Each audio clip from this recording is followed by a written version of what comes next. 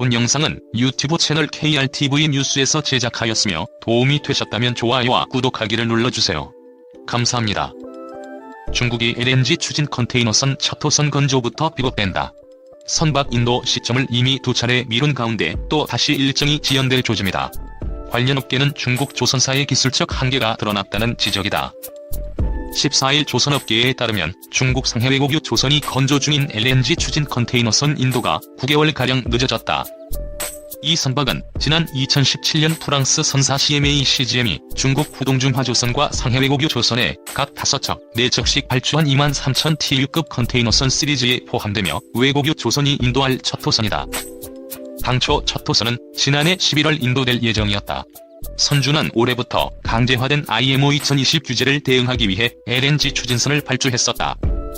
그러나 규제가 발효된 지 7개월이 지나도록 선박을 인도받지 못했다. 외국유 조선은 이달까지 선박을 인도한다고 했지만 7월도 절반이 지났다. 이달 안에 인도될지 미지수다. 이에 대해 박무현 하나금융투자 애널리스트는 중국이 초대형 LNG 추진 컨테이너선을 발주했을 당시만 해도 엄청난 홍보를 했지만 이 선박은 최초 인도 시기인 작년 11월에서 9개월이 지난 지금까지 도크에서 잠자고 있다고 지적했다. 중국이 기술적 한계에 부딪혀 인도 일정이 지연됐다는 평가다. 그는 LNG 추진 컨테이너선 1호선은 언젠가 인도되겠지만 인도 지연이 거의 1년에 가깝다.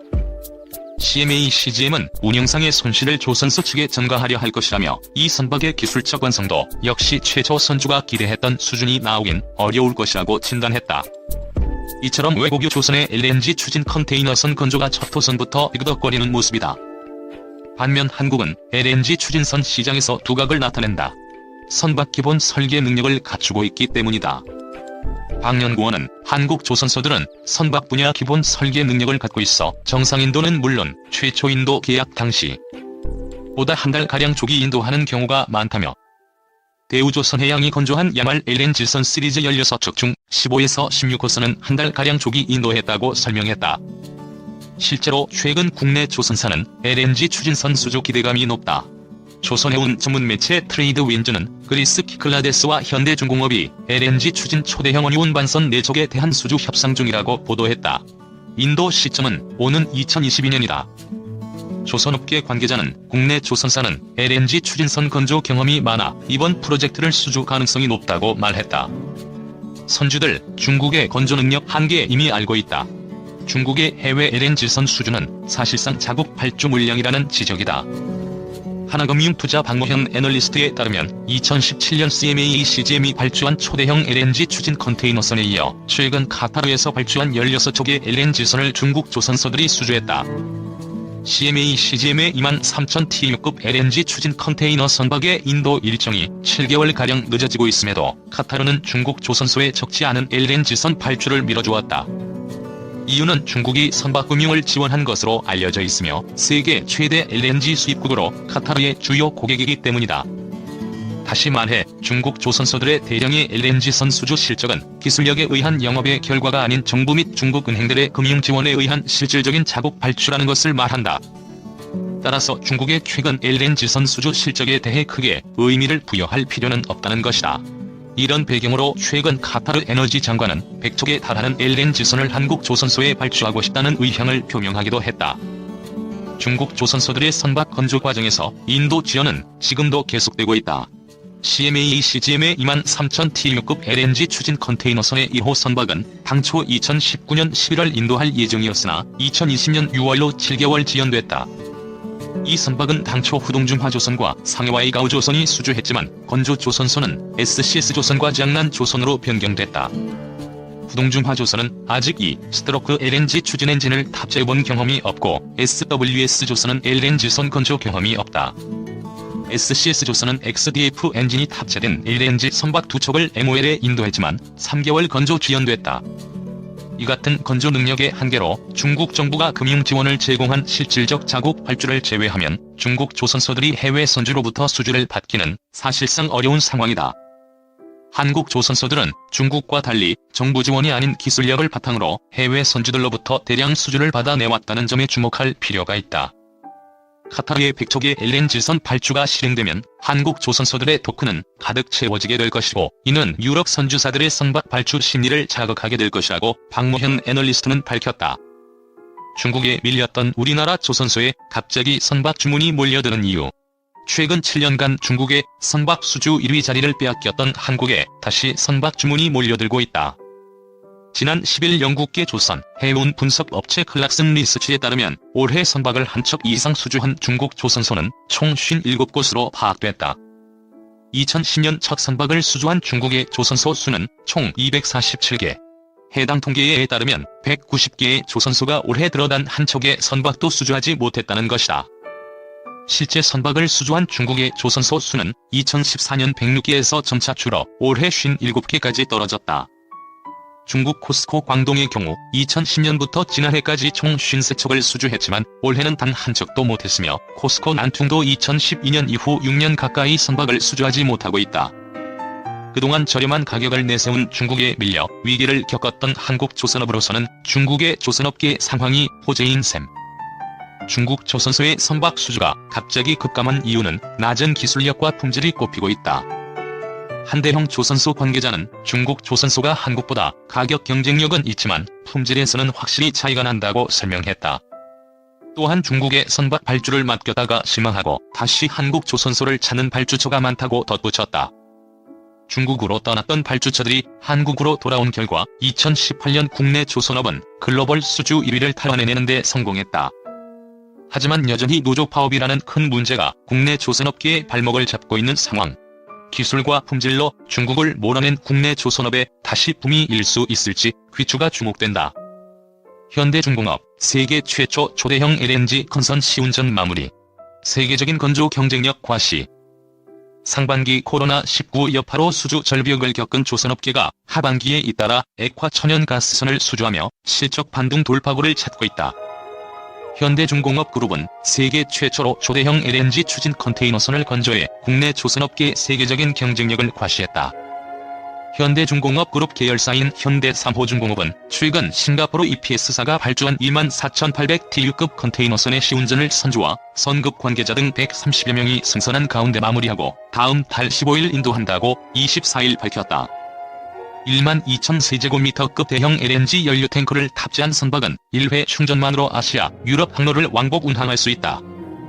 반면 현대3호중공업보다 7개월 앞선 2017년 9월 프랑스 CMA CGM이 중국에 발주한 LNG 추진 초대형 컨테이너선은 9개월째 건조가 지연되고 있다.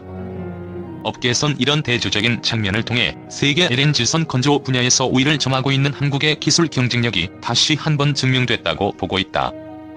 국내 조선사들은 친환경 기조의 LNG 선박을 통해 수주 가뭄을 끝내겠다는 전략이다.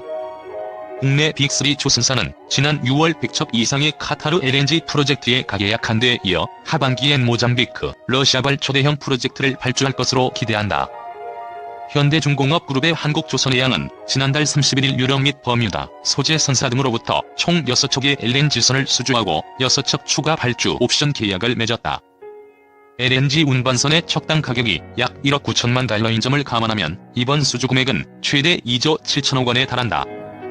삼성중공업도 현대중공업과 함께 모잠비크 프로젝트에서 각각 8척 이상의 LOI를 받아놓은 것으로 알려졌다. 업계선 연내 발주가 가능하다고 본다. 러시아 아크틱 LNG2 프로젝트의 10척도 연내 수주 계약이 체결될 가능성이 높다. 앞서 조선업계는 세계적으로 발주가 줄어들면서 2분기 실적이 바닥을 쳤다. 한국조선해양과 대우조선해양의 영업이익은 직전 분기보다 각각 23.8%, 78.8% 감소한 929억 원, 734억 원이었다. 삼성중공업은 7,077억 원의 영업 손실을 거두었다. 조선업계 관계자는 상반기 수주량이 워낙 적어 연내 수주 목표량을 채우기 어렵겠지만 하반기 LNG선 건조를 중심으로 최대한 수주 물량을 끌어올리겠다는 전략이라고 말했다. 본 영상은 유튜브 채널 KRTV 뉴스에서 제작하였으며 도움이 되셨다면 좋아요와 구독하기를 눌러주세요. 감사합니다.